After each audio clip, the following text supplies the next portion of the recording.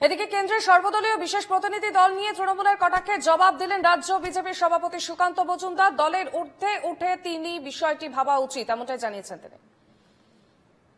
দেখুন, সরকার যখন কোনো সিদ্ধান্ত নেয় এই ধরনের ইন্টারন্যাশনাল জায়গায়, অর্থাৎ যেখানে বিদেশে ভারতবর্ষের প্রতিনিধি হয়ে কেউ যাবে, সেক্ষেত্রে আমার মনে হয় দলের ঊর্ধ্বে সবাইকে ভাবা উচিত।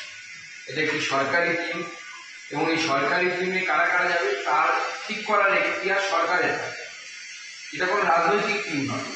যদি রাজনৈতিক টিম হতো যে সব দল মিলে ঠিক করা হচ্ছে একটা দল যাবে, তাহলে ওরা অবশ্যই বিভিন্ন দলের কাছ থেকে চাওয়া হবে। কিন্তু যেক্ষেত্রে একটি সরকারি টিম সরকারের প্রতিনিধিত্ব করতে সর্বদল থেকে নেওয়া হচ্ছে, সেক্ষেত্রে আমার মনে হয় সরকারের হাতে সেই অধিকারটা থাকা উচিত। অটল বিহারী বাজপেয়ীকে যখন পাঠানো হয়েছিল ভারতবর্ষের প্রতিনিধিত্ব করতে, তখন অটলজির নাম তৎকালীন প্রধানমন্ত্রী নিজে সিলেক্ট করেছিলেন, বিজেপির সাথে আলোচনা করে ঠিক করেন।